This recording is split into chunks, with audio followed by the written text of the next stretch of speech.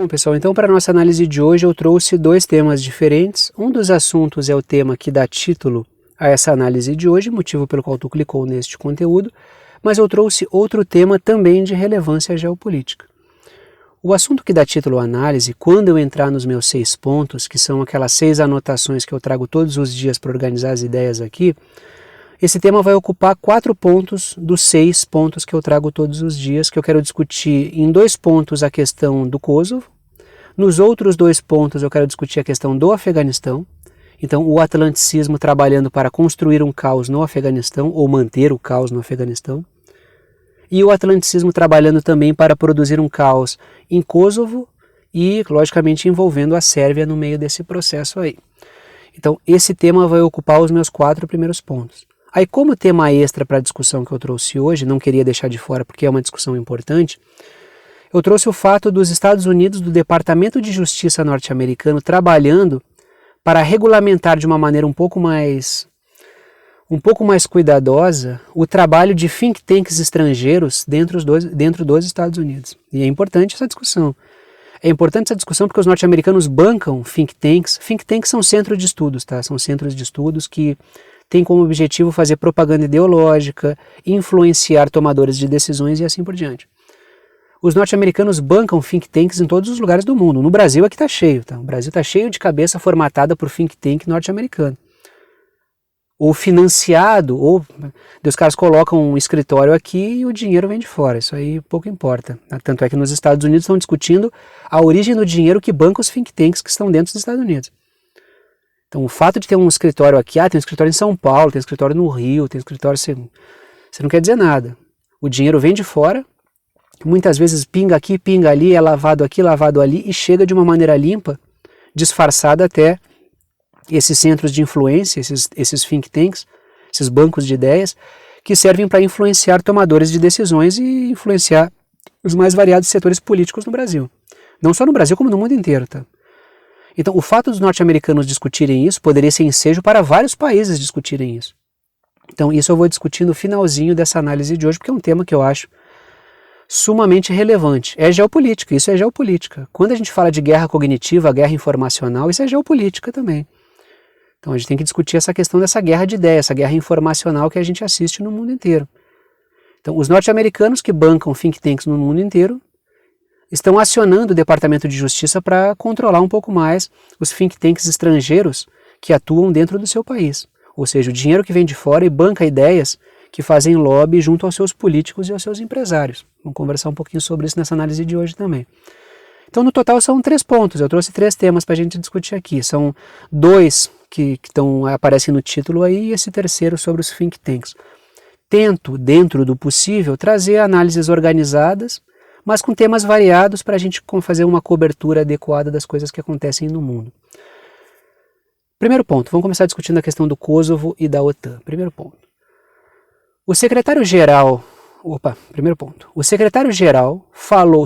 da OTAN, né? O secretário-geral da OTAN falou que a OTAN intervirá para garantir a estabilidade do Kosovo.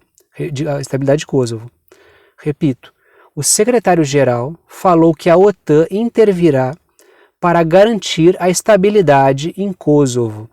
O que isso significa?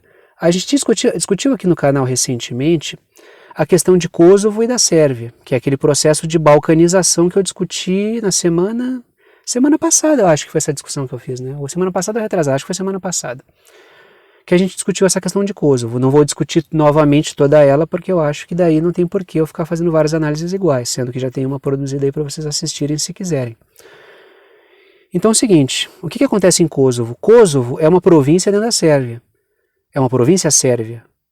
O atlanticismo reconhece Kosovo como um país, porque o atlanticismo ao longo da história bancou a causa albanesa e o processo separatista para atingir a Sérvia. Só que até hoje a Sérvia não reconhece Kosovo como um país, e sim como uma província. Aí, dias atrás, até deixa eu botar o segundo ponto que contextualiza de que situação a gente está falando para quem não pegou.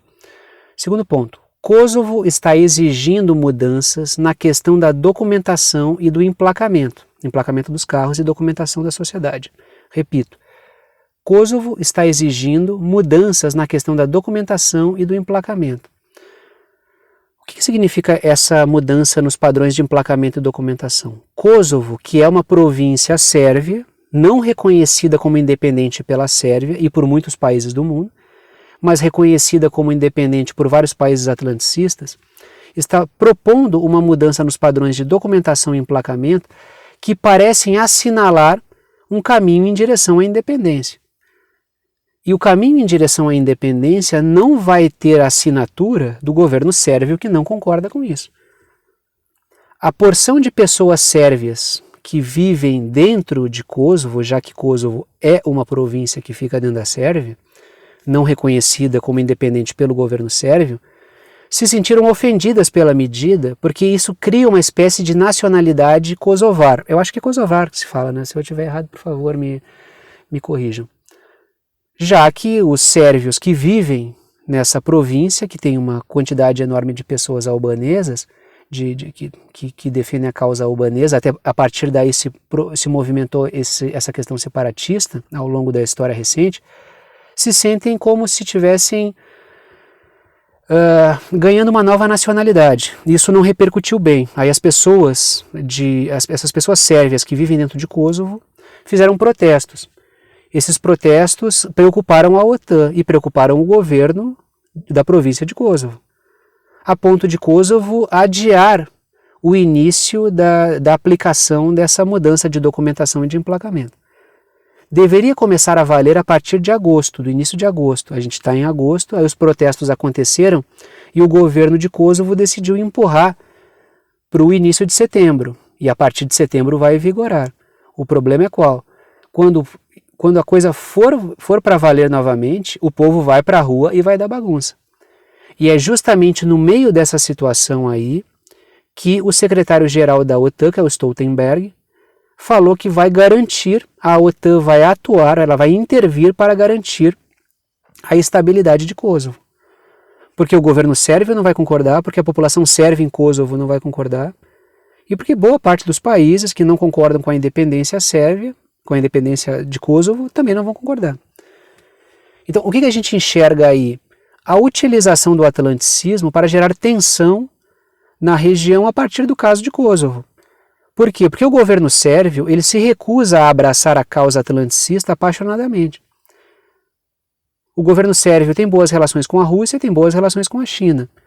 Então, estimular a questão de Kosovo, a questão kosovar, que é kosovar, eu acho que é assim, faz tempo que eu ouvi essa expressão, mas acho que é isso. Estimular a questão de Kosovo serve para desestabilizar a Sérvia, e desestabilizando a Sérvia, tu puxa a Rússia para dentro dessa questão também. Então, é preciso observar. Porque é a segunda vez, eu acho que dentro do intervalo de um mês, acho que foi em agosto que o Stoltenberg falou isso, foi no início de agosto. Então, em menos de um mês, em 15 dias, digamos assim, o Stoltenberg já falou 2 vezes sobre a OTAN intervir para garantir a estabilidade em Kosovo. E isso, logicamente, é um recado para o governo sérvio. Ou as tropas da ONU vão intervir descendo o cacete, me perdoa a expressão, nas pessoas que vão protestar, os sérvios que vão protestar contra isso. Mas as duas questões têm implicações muito graves. É lógico que o governo sérvio não vai assistir quieto esse tipo de manobra. Então vamos observar direitinho, porque bastante coisa pode acontecer a partir daí. Agora vamos falar um pouquinho sobre a questão do Afeganistão. Terceiro ponto. O congelamento dos ativos afegãos impede que o país abandone o negócio da droga. Repito o terceiro ponto. O congelamento dos ativos afegãos impede que o país abandone o negócio da droga. Vamos conversar um pouco sobre isso então. O Talibã é a força política que hoje controla o Afeganistão. Acho que todo mundo está por dentro disso aí, que se tu não está, acompanha aqui o canal que eu sempre estou falando sobre o Afeganistão. Quando houve a retirada das tropas norte-americanas, eu discuti bastante isso aqui no canal. O Talibã assumiu o governo do Afeganistão e ele não é reconhecido pelo atlanticismo. E por causa disso ele tem muito dinheiro que está retido. Ele tem esses ativos que estão retidos e ele não consegue fazer uso desse dinheiro. Não conseguindo fazer uso desse dinheiro, o Talibã não consegue trabalhar no desenvolvimento do Afeganistão. Um dos negócios que sustenta o Afeganistão por causa das péssimas condições às quais o país foi colocado ao longo da história pelo atlanticismo, fez com que o país apelasse para a produção da droga. Só que tem uma questão aí no meio. Boa parte dos agentes envolvidos na organização do negócio da droga, não só na instalação quanto na manutenção do negócio da droga no Afeganistão, são agentes que trabalham para o atlanticismo. Já falei, discuti aqui com vocês o envolvimento da CIA no negócio da heroína, no negócio da papoula no Afeganistão. Então a questão é a seguinte: o atlanticismo inviabiliza a vida econômica do Afeganistão para manter a produção da sua droga dentro do Afeganistão. Essa é a questão. Porque quem produz a droga dentro do Afeganistão é o atlanticismo. O mercado europeu, a heroína que abastece os mercados europeus, são do Afeganistão. Parte considerável das operações da CIA são mantidas por dinheiro da venda dessa heroína do Afeganistão. Então, quando a gente fala dos norte-americanos, do atlanticismo congelando ativos do governo afegão porque não reconhece o Talibã, ele está fazendo isso para quê? Ele está fazendo isso para manter o Afeganistão, o povo do Afeganistão, dependendo do negócio da droga, porque não tem outra perspectiva econômica. Então a situação do Afeganistão é a seguinte: o atlanticismo saiu oficialmente, embora tenha deixado muitos agentes lá dentro, o atlanticismo saiu oficialmente do Afeganistão, mas deixou o caos acontecendo lá dentro. E retém o dinheiro do Afeganistão para manter o Afeganistão num estágio de penúria, para o negócio da droga continuar sendo uma das únicas opções que o povo afegão tem. Então, é manter o mercado da droga. Então, isso mantém o Afeganistão fora da possibilidade de uma estabilização do seu regime político, do seu regime econômico, e assim por diante. Então é uma situação profundamente revoltante, né? Quando a gente pensa que os caras estão usando um país, um povo inteiro, como ponto de drogas, drogas que são utilizadas em muitos dos países ditos desenvolvidos, isso é uma situação que leva a gente a pensar em várias coisas. E lógico, quando a gente vai olhar a mídia corporativa, toda a culpa é atribuída a quem? Atribuída ao Talibã, que é um governo de bárbaros, que não respeitam isso, não respeitam aquilo outro. Quem produz o caos dentro do Afeganistão historicamente são as forças atlanticistas. Quarto ponto. Há o objetivo de manter o caos no Afeganistão para evitar a sua integração regional. Quarto ponto, repito. Há o objetivo de manter o caos no Afeganistão para evitar a sua integração regional. Porque um Afeganistão estabilizado regionalmente, estabilizado politicamente, com acesso às suas reservas, crescendo economicamente, empregando a sua sociedade e possibilitando que ela afaste-se do negócio da droga, vai fazendo com que o Afeganistão vá se organizando como nação política e economicamente, e vá se integrando aos mercados regionais, e vá fazendo com que o Afeganistão seja uma força dentro da economia eurasiática. E é justamente isso que o atlanticismo não quer e não vai permitir. Primeiro porque não vai prescindir do seu mercado da droga. Então é muito melhor manter o caos no Afeganistão e manter o país dependente do negócio da droga, até porque isso também abastece os mercados de droga europeus. Isso abastece toda a sociedade que vive em torno de um certo padrão desse tipo, então que consome as drogas que são produzidas no Afeganistão. E isso mantém uma quantidade, um aporte de dinheiro enorme. Cara, pesquisem sobre a quantidade de dinheiro das drogas do Afeganistão, tá? Isso aí é uma quantidade enorme de dinheiro que é explorada em cima da droga que sai do Afeganistão. Então, assim, isso diz respeito ao atlanticismo manter a sua economia da droga e inviabilizar o crescimento econômico do Afeganistão. E quando a gente vai olhar a mídia corporativa, o que a gente assiste é o quê? É que o Afeganistão, o governo do Talibã, é responsável pelo caos no Afeganistão. Sendo que o governo do Talibã já foi derrubado lá no 2001, né, 2001 acho que aconteceu esse episódio, porque começou a combater o negócio da droga que já estava lá. A CIA já produz droga no Afeganistão faz bastante tempo, faz décadas já.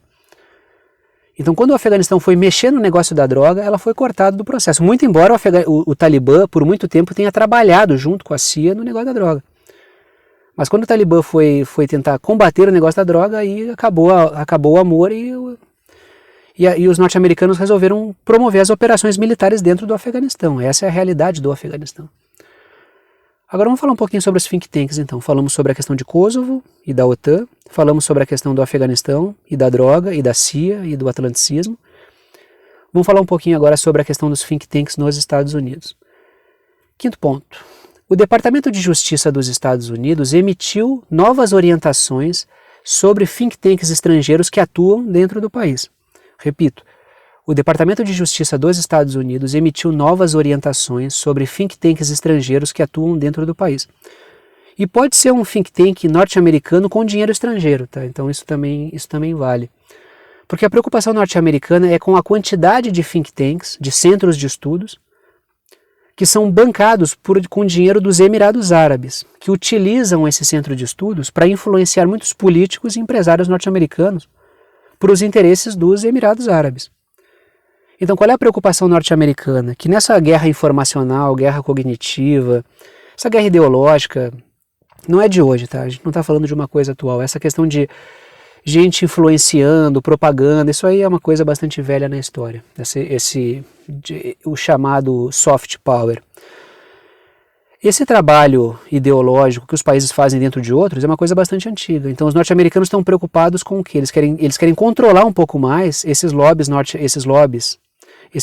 e pessoas influenciadas pelos Emirados Árabes dentro do seu país. Porque logicamente que a ideia desses caras é soprar para tomadores de decisão nos Estados Unidos interesses dos Emirados Árabes. Só que isso se torna uma coisa assim, se torna algo interessante porque é uma manobra feita por quem faz isso o tempo inteiro. Quando a gente vai olhar os mais variados países do mundo, quando a gente vai olhar o caso do Brasil, pode olhar o Brasil tem um monte de think tank aqui dentro. Alguns que se declaram, alguns que são abertamente estrangeiros e outros que estão aqui, mas são financiados com dinheiro de fora. E aqui não é esquerda ou direita, aqui tem esquerda, direita, em cima, embaixo.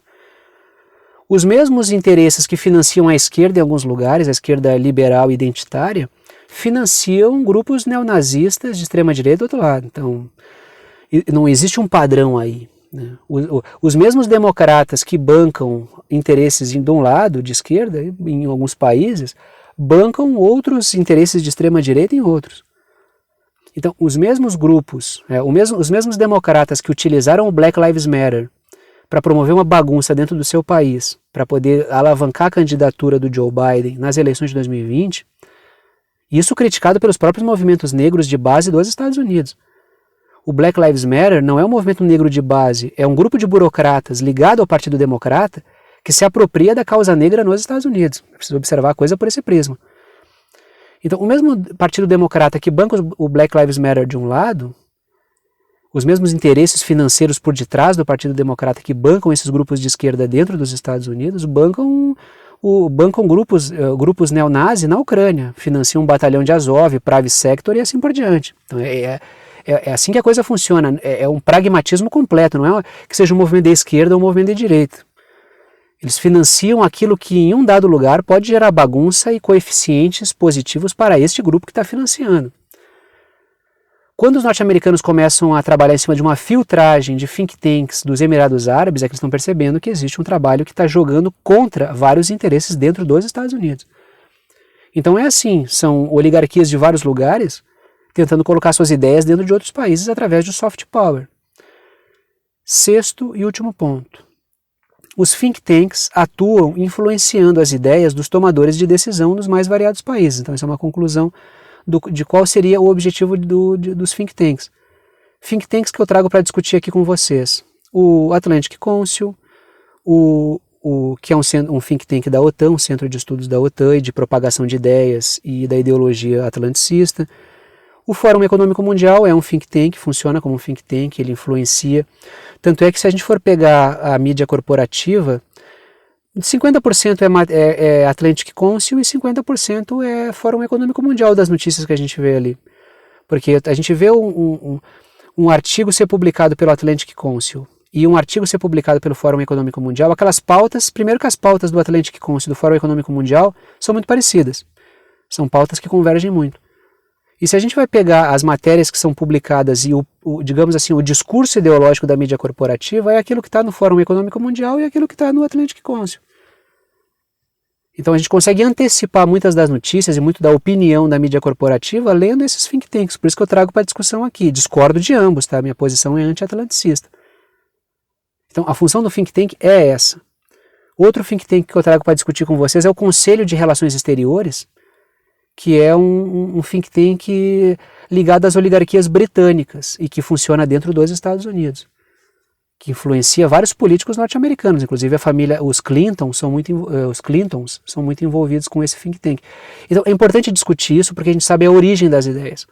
E sabendo a origem das ideias, a gente sabe o objetivo dessas ideias. Porque se a gente não descobre a fonte pagadora das ideias que circulam no mundo, a gente não entende quais são as intenções, a gente fica num discurso teórico muito bobo, tem que saber de onde é que vem a informação para a gente conseguir capturar qual é o interesse, onde é que os caras querem chegar. Tu vai pegar artigo do Atlantic Council, tem muito conteúdo ali que diz, mas isso aqui é uma coisa relevante, isso aqui é uma coisa que existe, os caras estão usando um dado real. Tudo bem, mas qual é o objetivo desses caras aí? Então, essa discussão sobre think tanks é uma coisa que tem que estar no centro das atenções. A gente tem que saber de onde é que vêm as ideias que estão circulando na rede, quais são os objetivos delas. Dito isso, então vou parando por aqui. Gostou da análise, gostou do canal, quer saber como apoiar esse canal independente? Todas as formas de apoio estão na descrição aqui embaixo. Pode apoiar pelo Pix, pode apoiar pelo Apoia-se. O Apoia-se é uma plataforma virtual que permite apoio por boleto e por cartão. Agradeço a todos que apoiam e que mantêm esse trabalho diário funcionando. Se não fossem vocês, não teria esse trabalho aqui todos os dias. Tanto o link do Apoia-se quanto o link do... Tanto a chave Pix quanto o link do Apoia-se estão na descrição aqui embaixo. O link do Apoia-se é www.apoia.se/verdade concreta e a chave Pix é pixverdadeconcreta@gmail.com. Ajuda com o valor que quiser, tá? Como é uma ajuda solidária, não estabeleço nenhum valor fechado. Pô, nem mínimo, nem máximo, ajuda quem pode, ajuda quem quer e o conteúdo fica aberto para todo mundo. Dito isso, vou parando por aqui e tchau para vocês.